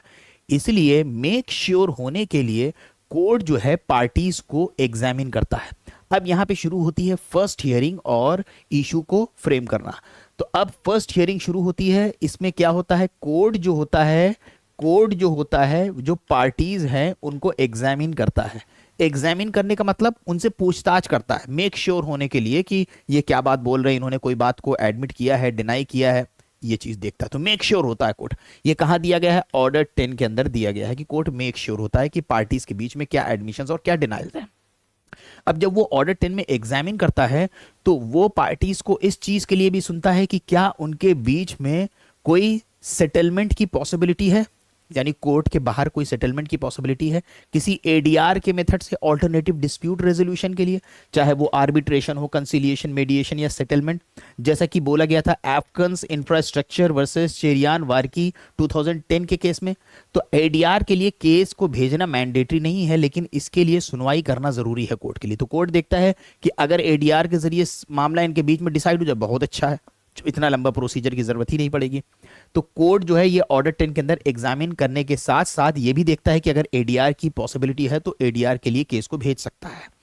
ये हो गया, एग्जामिनेशन हो गया। अब इसके बाद आता है ऑर्डर 14। ऑर्डर 14 के अंदर कोर्ट क्या करता है, इशू को फ्रेम करता है। इशू क्या होते हैं और क्यों फ्रेम करता है, देखिए जैसा भी हमने आपको बताया कि प्लेंटिफ ने अपनी प्लेंट फाइल कर दी, डिफेंडेंट ने अपना रिटन स्टेटमेंट फाइल कर दिया, ये तो अभी दोनों लोग कह रहे हैं। ऑर्डर 10 के अंदर कोर्ट मेक श्योर होता है, इन्होंने कहा ये बात, इन्होंने एडमिट किया ये बात, ठीक है। बहुत सारी बातें प्लेंटिफ ने बोली होंगी, बहुत सारी बातें एडमिट और डिफेंडेंट ने डिनाई करी होगी। अब कोर्ट कहता है ये काफी कंफ्यूजिंग हो रहा है, हम लोग कुछ इश्यूज लिख लेते हैं नंबर डाल के, इशू 1, इशू 2, इशू 3, और उसके सामने ये लिख देते हैं कि इसको कौन प्रूफ करेगा, इसका ओनस किसके ऊपर होगा। तो कोर्ट जो है वो क्या करता है, एक एक इशू लिख लेता है कि इनके बीच में असल डिस्प्यूट जो है पैसे के लेन देन का है। जैसे कोर्ट जो है एक एक इश्यूज लिख देता है, इशू 1, इशू 2, इशू 3।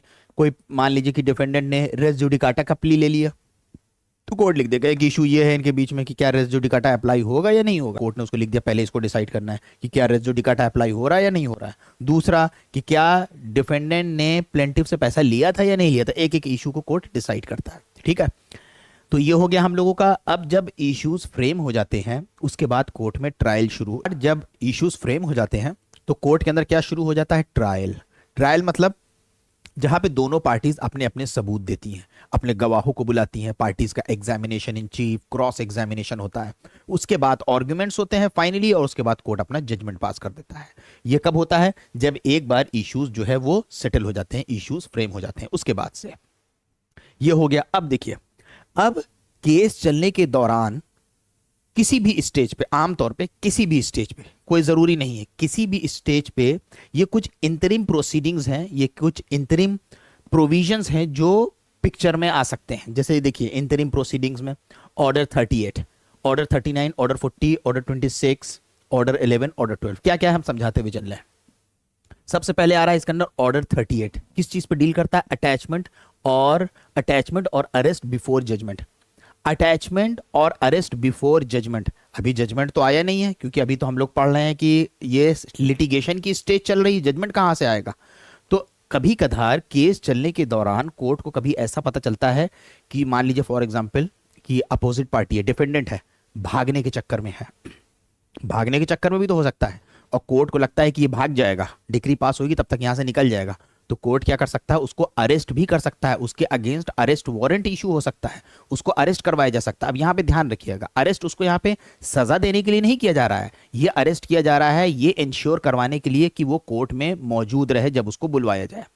तो ये ऑर्डर 38 केस चलने के दौरान कभी भी पिक्चर में आ सकता है, डिपेंड करता है कि कब ऐसा पता चल रहा है कि डिफेंडेंट भाग रहा है, तो उसको अरेस्ट भी करवाया जा सकता है। उसके साथ साथ अगर ऐसा लग रहा है कि मान लीजिए कि opposite party for example defendant ऐसा है कि वो अपनी प्रॉपर्टी को चुप्पे चुप्पे बेचने में लगा हुआ है, ट्रांसफर करने में लगा हुआ है, तो अगर वो अपनी प्रॉपर्टी चुप्पे से बेच देगा, डिस्पोज ऑफ कर देगा, कल फ्यूचर में कोर्ट का जजमेंट पास होगा, कुछ बचेगा ही नहीं, खाली हाथ, तो कोर्ट क्या कर सकता है? प्रॉपर्टी को अटैच भी कर सकता है। अब उसके बाद आता है ऑर्डर 39, टेम्परेरी इंजंक्शन।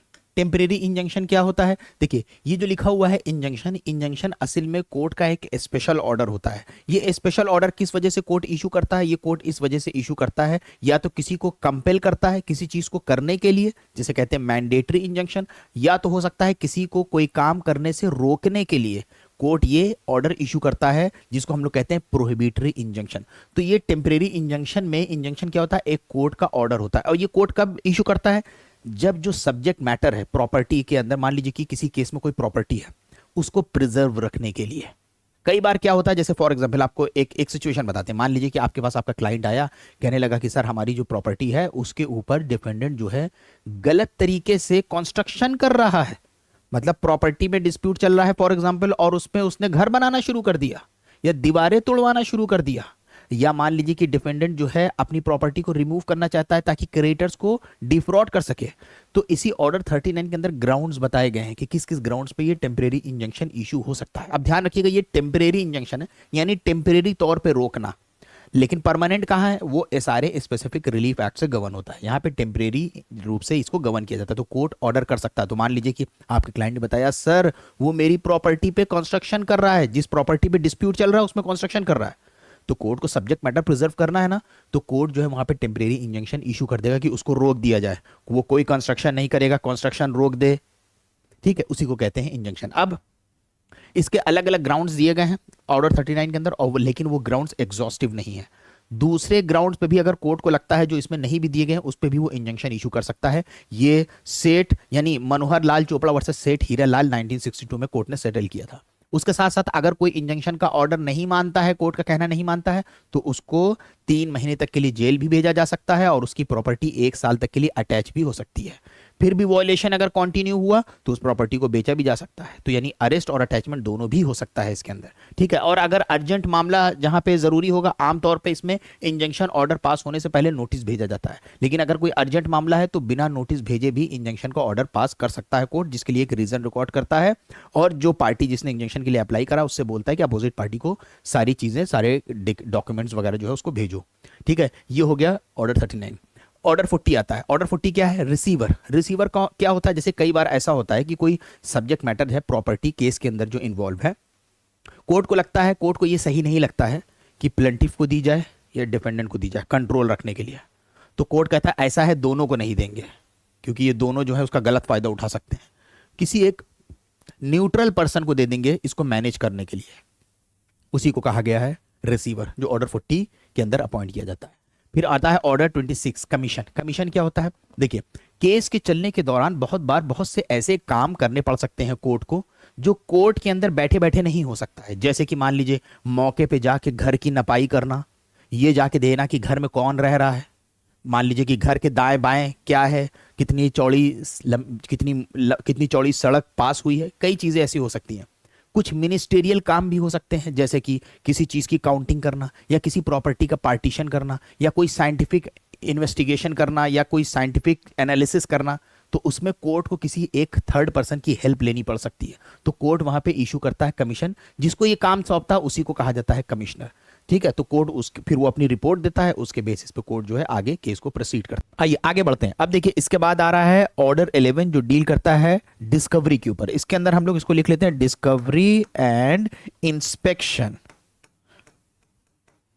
ठीक है, अब डिस्कवरी का मतलब क्या हुआ? देखिए, डिस्कवरी मतलब डिस्कवर करना। किस चीज को डिस्कवर करना? तो ऑर्डर 11 के अंदर आप दो चीजों को डिस्कवर कर सकते हो।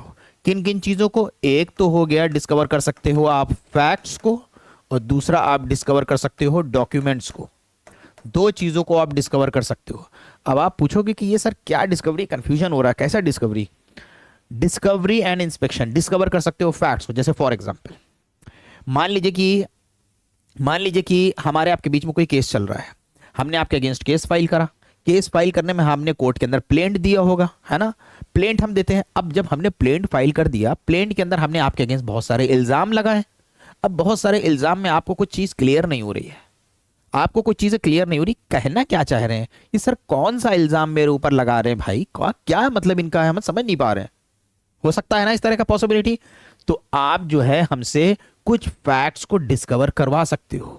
ये फैक्ट्स आप कैसे डिस्कवर करवाओगे? इसी ऑर्डर 11 के अंदर बताया गया है। इस फैक्ट्स को डिस्कवर करने के लिए आप हमारे पास इंट्रोगेटरीज सर्व कर सकते हो। अब आप सोचोगे इंट्रोगेटरीज क्या होती है? इंट्रोगेटरीज रिटन क्वेश्चंस होते हैं जो आप कोर्ट के थ्रू हमारे पास सर्व करोगे, और उसका जवाब हमें देना होता है बाय फाइलिंग एन एफिडेविट 10 दिन के अंदर। ठीक है, तो एक तो ये हो गया, इससे फैक्ट्स पता कर लिया आपने।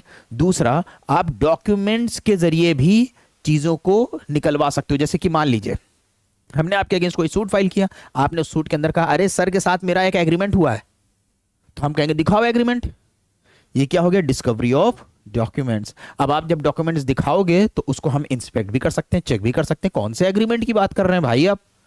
तो यही है डिस्कवरी एंड इंस्पेक्शन। समझ में आ गया आप लोगों को? हाँ, उन डॉक्यूमेंट्स को दिखाने के लिए आप बाउंड नहीं है जो प्रिविलेज्ड डॉक्यूमेंट्स होते हैं, या उन फैक्ट्स को डिस्क्लोज करने के लिए भी आप बाउंड नहीं जो एकदम स्कैंडलस हैं, इररिलेवेंट हैं, या फैक्ट्स के अंदर सिर्फ वही फैक्ट्स जो है हम आपसे डिस्क्लोज करवा सकते हैं जो मटीरियल फैक्ट्स हैं, ना कि जो फैक्टा प्रोबेंशिया होता है। फैक्टा प्रोबेंडा, फैक्टा प्रोबेंशिया नहीं, एविडेंस नहीं, आपके फैक्ट्स, सबूत नहीं जान सकते हम आपसे। ठीक है, आइए अब आगे बढ़ते हैं। अब इसके बाद ऑर्डर 12 आता है। ऑर्डर 12 डील करता है एडमिशन के ऊपर। अब जैसा कि नाम से ही आपको समझ में आ रहा होगा, एडमिशन, कोई चीज एडमिट कर लेना। तो एडमिशन का मतलब होता है किसी क्लेम को एडमिट कर लेना। जैसे हमने आपके अगेंस्ट सूट फाइल करा, हमने कहा कि आपने हमसे 50,000 रुपए उधार लिया था, आपने वापस नहीं किया, आपने एक्सेप्ट कर लिया, हाँ हाँ हमने लिया है, यही एडमिशन हो गया। तो अगर आप किसी केस के अंदर कोई एडमिशन कर लेते हो तो कोर्ट कॉम्पिटेंट हो जाता है उसके बेसिस पे जजमेंट पास करने से।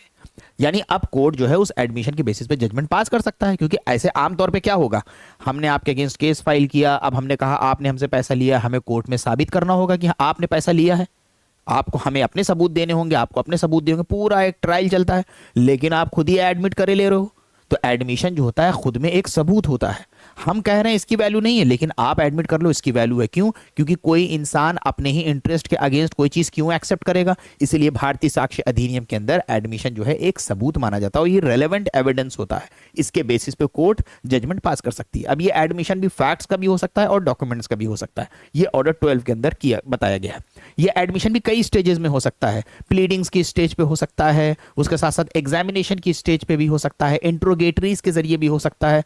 ठीक है, अगर किसी पार्टी ने एडमिशन कर लिया तो कोर्ट उसके बेसिस पे जजमेंट पास कर सकती है। तो आई होप कि आप लोगों को यहां तक क्लियर हो गया होगा। अब आपके दिमाग में एक क्वेश्चन फिर आ रहा होगा, क्या सर जितने हम लोगों ने यहां पे प्रोविजंस देखे हैं सिर्फ इतने ही during the pendency of the suit यानी ड्यूरिंग द लिटिगेशन ये पिक्चर में आ सकते हैं, या इनके अलावा भी हैं कुछ और भी प्रोविजंस है? आइए हम लोग देख लेते हैं। जैसे कि एक है ऑर्डर 22। ऑर्डर 22 जो है सीपीसी का, ये डील करता है डेथ, मैरिज एंड इंसॉल्वेंसी। अब ये भी तो मुमकिन है ना कि केस चलने के दौरान मान लीजिए कि पार्टीज की डेथ हो जाए। मान लीजिए आपका क्लाइंट जो आपके पास आया है, आपने उसके बिहाफ पे केस तो फाइल कर दिया, मान लीजिए क्लाइंट की डेथ हो जाए या जिसके अगेंस्ट फाइल किया उसकी डेथ हो जाए, तो क्या किया जाएगा वहां पे? तो वहां पे देखा जाएगा कि अगर मान लीजिए पार्टीज की डेथ हो जाती है तो हमें देखना पड़ता है कि वहां पे राइट टू सू सर्वाइव कर रहा है या नहीं कर रहा है। अगर right to sue, suit file करने का अधिकार सर्वाइव बचा है या नहीं बचा। देखिए बहुत सारे पर्सनल एक्शन होते हैं जिसके अंदर राइट टू सू सर्वाइव नहीं करता है, ठीक है। जैसे मान लीजिए कि शादी ब्याह से रिलेटेड मामला है, किसी के अगेंस्ट डिवोर्स का केस फाइल किया, अब जब वो मर गया डिवोर्स खत्म, भाई वो मर गया, डिवोर्स का केस है, केस खत्म हो गया, तो इसका मतलब है कि राइट टू सू सर्वाइव नहीं करा। तो अगर राइट टू सू सर्वाइव करता है तो केस जो है वहां पे अबेट नहीं होगा। अगर राइट टू सू सर्वाइव नहीं करा है तो जो सूट होगा वो अबेट हो जाएगा। अबेट मतलब खत्म हो जाएगा। अब अगर मान लीजिए कि राइट टू सू सर्वाइव कर रहा तब क्या होगा? तो उस जगह पे हम लोग उसके एलआर यानी लीगल रिप्रेजेंटेटिव जो भी होगा उस पर्सन का जिसकी डेथ हो गई है उसको सब्सटीट्यूट करेंगे 90 डेज के अंदर, ठीक है। ये हो गया ऑर्डर 22। उसके बाद आता है ऑर्डर 23। ये भी किसी भी स्टेज पे पिक्चर में आ सकता है। ऑर्डर 23 याद है हम लोगों ने पढ़ा था शुरुआत में जब हम लोग बार के बारे में पढ़ रहे थे कि सीपीसी में अलग अलग बार, तो इसके अंदर विड्रॉल होता है। अगर मान लीजिए किसी इंसान ने केस के चलने के दौरान अपने सूट को विड्रॉ कर लिया तो हम लोगों ने पढ़ा था कि अगर ये चीज वो करता है बिना कोर्ट के परमिशन के, अगर बिना कोर्ट के परमिशन के करता है तो फ्रेश सूट बार हो जाएगा। अगर कोर्ट के परमिशन से करता है तो फिर फ्रेश सूट अलाउड है। ये हो गया ऑर्डर 22। ऑर्डर 23। अब इसके बाद आता है ऑर्डर 24। ऑर्डर 24 डील करता है पेमेंट इनटू कोर्ट। ये भी किसी भी स्टेज पे पिक्चर में आ सकता है। पेमेंट इनटू कोर्ट क्या होता है? मान लीजिए हमने आपके अगेंस्ट केस फाइल करा 50,000 रुपए की पैसे की रिकवरी के लिए। अब आपने सोचा कि आप पढ़ने लिखने वाले इंसान हो, आप कहाँ कोर्ट की पैरवी करवा पाओगे या करोगे। आपने कहा ऐसा है, इन्होंने केस फाइल किया, हम जमा करने को तैयार हैं। तो आप क्या कर सकते हो? आप पेमेंट कर सकते हो कोर्ट के अंदर। तो एट एनी स्टेज डिपेंडेंट जो है वो डिपॉजिट कर सकता है, प्लेंटिफ उसको एक्सेप्ट कर भी सकता है या उसके कुछ पार्ट को एक्सेप्ट कर सकता है, बाकी का जो रिमेनिंग है उसके लिए अपने केस को कंटिन्यू कर सकता है, ठीक है। उसके बाद आता है ऑर्डर 25। ऑर्डर 25 क्या है? Security for cost. Security for cost, देखिए मान लीजिए कि अगर आपने अपने क्लाइंट के थ्रू कोई सूट फाइल कर दिया डिफेंडेंट के अगेंस्ट। अब केस ऐसे नेचर का है कि मान लीजिए कि डिफेंडेंट केस जीत भी जाए, उसके बाद क्योंकि केस जीतने के बाद उसमें कॉस्ट देनी पड़ती है भाई, उसका केस मुकदमा लड़ने में, केस लिटिगेशन में पैसा खर्च होगा ना, वो कहां से मिलेगा? अब प्लेंटिफ ने फर्जी केस फाइल कर दिया तो उस जगह पे अगर कोर्ट को लगता है कि प्लेंटिफ से पैसा नहीं मिल पाएगा कॉस्ट का, तो प्लेंटिफ से सिक्योरिटी ली जा सकती है, रखवाई जा सकती है कॉस्ट के लिए, ठीक है। तो आई होप कि आप लोगों को यहां तक क्लैरिटी आ गई होगी कि कुछ ऐसे प्रोविजंस हैं जो सीपीसी के अंदर जो भी केस चल रहा होता है उस केस चलने के दौरान किसी भी स्टेज में आ सकते हैं। डिपेंड करता है अगर आप उसकी जरूरत पड़ रही है या नहीं पड़ रही है, ठीक है। आइए आगे बढ़ते हैं। अब इसके बाद अभी भी याद रखिएगा हम लोगों का अभी सेकंड स्टेज चल रही है जो हम लोगों ने पढ़ा था। सेकंड स्टेज कौन सी है? लिटिगेशन की स्टेज, केस की स्टेज। कोर्ट में केस चल रहा है अभी भी हम लोगों का। अब जो केस चल रहा था हम लोगों का कोर्ट में, हम लोगों ने कहां तक पढ़ा था कि इसके अंदर इश्यूज फ्रेम हो गए। हमने आपको बताया था जब इशू फ्रेम हो जाते हैं उसके बाद ट्रायल शुरू होता है। जब ट्रायल शुरू होता है तो पार्टीज अपने अपने एविडेंसेस देती है। तो जब एविडेंसेस देती है तो ऑर्डर 16 में बताया गया है कि कोर्ट जो है विटनेसेस को सम्मन भेजता है। जैसे कि आप विटनेसेस की लिस्ट देते हैं, कोर्ट में बताते हैं, तो कोर्ट गवाहों को बुलाता है, कोर्ट में आते हैं आपके गवाह और कोर्ट में आते हैं, वो बयान देते हैं अपना अपना, ठीक है। ये हो गया ऑर्डर 16। उसके बाद ऑर्डर 18 में बताया गया कि ट्रायल कैसे चलेगा। उसके अंदर प्लेंटिफ को पहले मौका दिया जाता है अपना एविडेंस देने के लिए, फिर डिफेंडेंट को मौका दिया जाता है अपना एविडेंस देने के लिए, फिर इसमें क्रॉस एग्जामिनेशन होता है और फिर फाइनली इसके अंदर आर्ग्यूमेंट्स होते हैं। आर्ग्यूमेंट सुनने के बाद कोर्ट जो होता है इसके अंदर जजमेंट को प्रोनाउंस करता है। ये जजमेंट जो है सेक्शन 2 सब सेक्शन 9 के अंदर दिया गया है सीपीसी के, और ये ऑर्डर 20 में इसका प्रोसीजर बताया गया है। यहां तक आप लोगों को क्लियर हो गया होगा। अब आपके दिमाग में क्वेश्चन आ रहा होगा सर इसके बाद भी बहुत सारे प्रोविजंस बच जाते हैं, उनका क्या यूज है? आइए उनको भी समझते हैं। देखिए ये जो हम लोग प्रोसीजर पढ़ रहे थे ये एक ऑर्डिनरी सिविल के केस का प्रोसीजर है। ऑर्डिनरी इस तरीके से एक सिविल का केस चलता है। इसके अलावा कुछ स्पेशल केसेस हैं जिनमें थोड़ा थोड़ा सा प्रोसीजर डिफरेंट है। आइए जैसे देखते हैं हम लोग। देखिए सबसे पहले हम लोगों का अभी ऑर्डर 7 बचा हुआ है। तो ऑर्डर 7 के अंदर हमें क्या बताया गया? सूट्स बाय और अगेंस्ट गवर्नमेंट। गवर्नमेंट के अगेंस्ट अगर सूट फाइल करना होगा तो क्या प्रोसीजर है, तो उसके अंदर बताया गया कि प्रॉपर अथॉरिटी को आपको नेम करना है होगा उसके अंदर कि कौन प्रॉपर अथॉरिटी होगी। प्लस याद करिए हमने आपको बताया था कि गवर्नमेंट के अगेंस्ट अगर सूट फाइल करना होगा सेक्शन 80 के अंदर मैंडेटरी नोटिस है, बार के टॉपिक में पढ़ा था। उसके बाद अब आता है ऑर्डर 28, सूट बाय और अगेंस्ट मिलिट्री। अगर कोई मिलिट्री पर्सन है, कोई सेलर है, आर्मी मैन है, के अंदर कोर्ट ऑथोराइज ऑफिसर के जरिए ही अपीयरेंस अलाउ करती है। स्पेशल प्रोटेक्शन दिया गया क्योंकि उनकी ऐसी सर्विस होती है कि हर वक्त काम छोड़ के नहीं आ सकते। देखिए उसके बाद आता है ऑर्डर 29, सूट्स बाय और अगेंस्ट कॉर्पोरेशंस। कॉर्पोरेशंस जो है अपने प्रिंसिपल ऑफिसर या ऑथोराइज एजेंट के जरिए सू भी कर सकती हैं या उनके अगेंस्ट सूट भी फाइल किया जा सकता है, और वहां पे सम्मन जो होगा इनका जो ऑफिस एड्रेस होगा वहां पे किया जाता है। उसके बाद आता है ऑर्डर 30, डील करता है सूट्स बाय और अगेंस्ट फर्म्स, यानी फर्म जो है अपने नाम से सूट फाइल कर सकती है और अगर कोर्ट डिमांड करे तो पार्टनर्स के नाम डिस्क्लोज करने पड़ेंगे। आगे भी देख लेते हैं, कुछ और भी हैं। देखिए आ गया order 33, suits by indigent persons. Indigent persons कौन होते हैं, वो पर्सन जो बड़ा गरीब है। आपको पता होगा कि सिविल केस के अंदर जब आप सिविल का केस फाइल करते हो तो सिविल का केस फाइल करने के लिए हम लोगों को कोर्ट फीस पे करनी पड़ती है। वो चीज़ आमतौर पे क्रिमिनल केसेस के अंदर नहीं पे करनी पड़ती है। तो वही कह रहा है कि अगर कोई इंसान बहुत गरीब है, कोर्ट फीस नहीं पे कर सकता है, तो इस इंसान को भी यहाँ पे ध्यान में रखा गया है, सूट्स बाय इंडिजेंट पर्सन। तो उस जगह पे वो बिना कोर्ट फीस पे करे भी उसका केस चल सकता है। ये ऑर्डर 33 में बताया गया। बाकी ऑर्डिनरी केस के अंदर आपको कोर्ट फीस पे करनी पड़ेगी, ठीक है। जब आप अपनी प्लेंट फाइल करोगे तो उसमें आपको कोर्ट फीस दिखाना पड़ेगा कि आपने कोर्ट फीस पे करी है, यानी आपको कोर्ट फीस पे करनी पड़ती है। उसके अलावा ऑर्डर 33 के अंदर समरी सूट है। अब देखिए ये जो समरी सूट है ये स्पेशल एकदम सूट होता है। ये किस तरीके का स्पेशल सूट होता है, ये जैसे कि मनी से रिलेटेड सूट्स होते हैं उनको इजीली सॉर्ट आउट करना, कोई कॉन्ट्रैक्ट से रिलेटेड, प्रोमिसरी नोट से रिलेटेड जो इजीली तरीके से जिनको डिस्पोज ऑफ किया जा सके, तो वो समरी सूट में आता है। इसमें समरी क्या चीज़ है, समरी मतलब कि काफ़ी समरी, जैसे हम लोग कहते हैं ना पूरे केस की समरी बताओ, ये इसको समरी क्यों कहा गया है, इसको समरी इसलिए कहा गया है क्योंकि इसके अंदर डिफेंडेंट के पास आमतौर पर राइट होता है रिटन स्टेटमेंट फाइल करने का कोर्ट में अपीयर होके। इसमें राइट नहीं होता है जब तक कि कोर्ट परमिशन ना दे दे, ठीक है। उसके अलावा ऑर्डर 32 के अंदर बताया गया सूट बाय माइनर्स और अनसाउंड माइंड। अगर कोई माइनर है और अनसाउंड माइंड है तो उनका केस किस तरीके से चलेगा। अगर कोई सूट है माइनर के द्वारा फाइल किया जा रहा है तो वो किसी और पर्सन के थ्रू जो एडल्ट होगा उसके जरिए फाइल किया जाएगा, जिसको इसमें कहा गया है नेक्स्ट फ्रेंड, ठीक है। और अगर मान लीजिए कि सेम केस अनसाउंड माइंड के केस के अंदर भी है, और अगर जिसके अगेंस्ट फाइल किया जा रहा है अगर मान लीजिए वो माइनर है तो उस जगह पे उसके एक गार्जियन एड इतिम को अपॉइंट किया जाएगा। अगर मान लीजिए कि गार्जियन नहीं अपॉइंट किया गया, डिक्री पास हो गई तो डिक्री वॉइड रहेगी, ध्यान रखिएगा। उसके अलावा ऑर्डर 36 डील करता है स्पेशल केस। स्पेशल केस में अगर मान लीजिए कि पार्टीज के बीच में कोई डिस्प्यूट नहीं भी है, लेकिन किसी क्वेश्चन ऑफ फैक्ट और लॉ के ऊपर अगर वो चाहे तो किसी क्वेश्चन को कोर्ट के ओपिनियन के लिए रेफर कर सकते हैं। ये इसके स्पेशल केस के अंदर दिया गया है। तो आई होप कि आप लोगों को यहां तक क्लैरिटी आ गई होगी। एक दो प्रोविजंस और भी हैं जिसके अंदर कुछ स्पेशल केस बताया गया है, जैसे आपको बता देते हैं एग्जाम्पल के तौर पे। जैसे एक हो गया ऑर्डर 35 सीपीसी का, जो डील करता है इंटर प्लीडर सूट।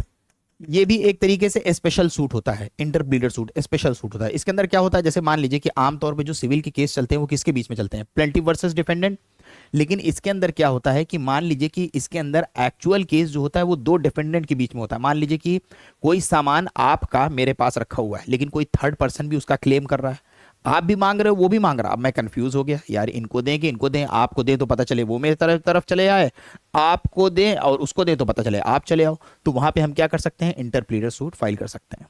इसके अलावा इसके सेक्शन में 144 में आप एप्लीकेशन दे सकते हो रेस्टिट्यूशन के लिए। अगर मान लीजिए कि ऊपरी कोर्ट से फॉर एग्जांपल नीचे की अदालत से निचले की अदालत ने कोई चीज डिसाइड करा, बाद में ऊपरी कोर्ट ने जो है उसको सेट असाइड कर दिया, तो आप जिस कोर्ट ने डिसाइड किया है उसमें एप्लीकेशन देके रेस्टिट्यूशन करवा सकते हो। अगर आपका कोई मान लीजिए फॉर एग्जांपल कोई प्रॉपर्टी ले ली गई थी तो वो आपको मिल जाएगी। तो ये होती है सेक्शन 144 से गवर्न। आइए आगे बढ़ते हैं। अब देखिए, अब हम लोगों का जो लिटिगेशन वाली स्टेज थी खत्म हो गई, ठीक। अब आती है हमारी final stage, third stage, post litigation stage. अब हम इसको बहुत ज्यादा खींचेंगे नहीं, क्योंकि कोशिश मेरी इसमें यही रहे मेनली कि हम प्रोसीजर के ऊपर ध्यान दें, कि आपको प्रोसीजर समझ में आए और उसमें सेक्शंस और ऑर्डर्स को मिक्स करके पढ़ाएं। तो आपको जैसे पता चल गया था, हम लोगों ने पढ़ा था कि जब आर्ग्यूमेंट्स हो जाते हैं, आर्ग्यूमेंट्स होने के बाद जजमेंट को कोर्ट प्रोनाउंस करता है, फिर जजमेंट आने के 15 दिन के अंदर डिक्री को ड्रॉ किया जाता है। डिक्री इसके सेक्शन 2 सबसेक्शन 2 के अंदर डिफाइन करी गई, तो यानी डिक्री आ गई। डिक्री जो होता है ये जजमेंट का एक ऑपरेटिव पार्ट होता है। अब जब डिक्री आ गई तो डिक्री आ जाना भी सफिशिएंट नहीं होता है। मान लीजिए हमने आपके अगेंस्ट केस फाइल किया, केस जीत गए, उसके बाद भी कुछ नहीं होगा, डिक्री आ भी गई है, उसके लिए हमें डिक्री के लिए उसके लिए एप्लीकेशन देना पड़ेगा एग्जीक्यूशन ऑफ डिक्री के लिए, यानी अब कोर्ट उस डिक्री को एग्जीक्यूट करवाए। अब ये इसके ऑर्डर 21 और इसके प्रोविजन सेक्शन 36 से सेक्शन 74 में दिए गए हैं। उसके साथ साथ कुछ मिसक्लेनियस प्रोविजंस हैं, जैसे कॉस्ट। जब कोर्ट जो है कोई डिक्री पास करता है, जब जजमेंट पास करता है, तो उसके अंदर ये भी बताता है कि कॉस्ट किसको देनी होगी। भाई मुकदमेबाजी के अंदर, लिटिगेशन में पैसा खर्च होता है कि नहीं, जैसे कोर्ट फीस पे करना, एडवोकेट को पैसा देना, वो कैसे मिलेगा, तो उसके लिए कोर्ट कॉस्ट भी अवॉर्ड कर सकता है। उसके साथ साथ एग्जीक्यूशन ऑफ डिक्री हो गई। कुछ अलग से प्रोविजंस हैं, जैसे कि अपील के जो प्रोविजंस हैं इसके ऑर्डर 41 से 45 में कवर हैं और सेक्शन 96 से 112 के बीच में कवर है। ठीक है, अपील जो होती है, आपको पता होगा जनरल रूल जो है, अपील जो है आमतौर पे डिक्री के अगेंस्ट होती है। तो अगर कोई डिक्री पास हुई है कोर्ट की तरफ से तो मान लीजिए कि अपीलेबल है। ठीक है, अब सवाल आपके दिमाग में यह आएगा, क्या ऑर्डर के अगेंस्ट अपील हो सकती है? तो देखिए जनरल रूल ये है कि ऑर्डर्स जो होते हैं ये नॉन अपीलेबल होते हैं अनलेस इनके लिए प्रोविजन दिया गया हो। अगर प्रोविजन दिया गया है कि ये ऑर्डर अपीलेबल है तो वो अपीलेबल हो जाएगा। तो इसके लिए आप ऑर्डर 43 और सेक्शन 104 सीपीसी को मिला के पढ़ सकते हैं, जिसके अंदर बताया गया है कि कौन कौन से ऑर्डर्स अपीलेबल होते हैं। ठीक है, तो अपील भी आपको ध्यान रखना होगा कि ये डिक्री जो है, मान लीजिए कि एक तो फाइनल डिक्री होती है, एक प्रिलिमिनरी डिक्री होती है। मान लीजिए केस चलने के दौरान भी कोई डिक्री अगर पास हो गई तो उसमें भी अपील हो सकती है। ठीक है, उसके अलावा रिव्यू, मान लीजिए कि कोर्ट ने अपना कोई फैसला सुना दिया, जजमेंट पास कर दिया, लेकिन आपको लग रहा है कि कुछ नए फैक्ट्स मिल गए हैं, कुछ नए सबूत मिल गए हैं जो पहले नहीं थे, जिसको आप नहीं ला सकते थे, तो आप उसका रिव्यू भी करवा सकते हो एप्लीकेशन देके। रिवीजन क्या होता है? अगर मान लीजिए कि कोई निचली कोर्ट जो है कोई इलीगैलिटी करने लग जाए, आपका एविडेंस ही ना ले, कोई एडमिसिबल एविडेंस है ले ही ना, कोई मनमानी करने लग जाए आपने, तो आप ऊपरी कोर्ट में रिवीजन के लिए जा सकते हैं। रेफरेंस क्या होता है? रेफरेंस जो है इसके सेक्शन 113 और ऑर्डर 46 में दिया गया है। रेफरेंस के अंदर क्या होता है कि मान लीजिए कि जिस कोर्ट में आपका केस चल रहा है, उस कोर्ट में सुनवाई के दौरान आपको लगा कि कोई एक ऐसा प्रोविजन है जो लग रहा है देख के कि अनकॉन्स्टिट्यूशनल है, सही प्रोविजन नहीं है, तो उस जगह पे आप उस कोर्ट में ये एप्लीकेशन दे सकते हैं कि सर इसको रेफरेंस के लिए हाई कोर्ट के पास आप केस को रिफर कर दीजिए, क्योंकि हाई कोर्ट अगर चाहे तो उसके पास पावर है कि वो किसी को अनकॉन्स्टिट्यूशनल डिक्लेयर कर सकता है किसी भी प्रोविजन को, लेकिन नीचे की कोर्ट तो नहीं कर सकती है। तो वहां पे वो कोर्ट जो है हाई कोर्ट की ओपिनियन के लिए केस को रिफर कर सकती है। ठीक है, तो आई होप कि आप लोगों को काफ़ी क्लैरिटी आई होगी आज के इस लेक्चर में, जिसमें हम लोगों ने स्टेप बाय स्टेप जाना है कि सीपीसी का किस तरीके से प्रोसीजर चलता है। कोशिश करी हमने इसमें जस्टिस करने की है कि वीडियो को बहुत लंबी ना बनाए, क्योंकि मेरा मेन फोकस था कि ये समझना कि किस तरीके से स्टेप बाय स्टेप एक एक सेक्शंस पिक्चर में आते हैं। तो आई होप कि आपको काफ़ी क्लैरिटी आई होगी।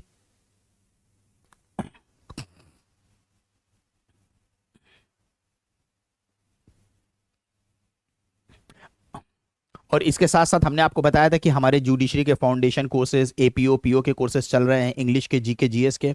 आप ज़्यादा डिटेल जानने के लिए इस दिए गए हुए नंबर पे मैसेज या कॉल करके ले सकते हैं।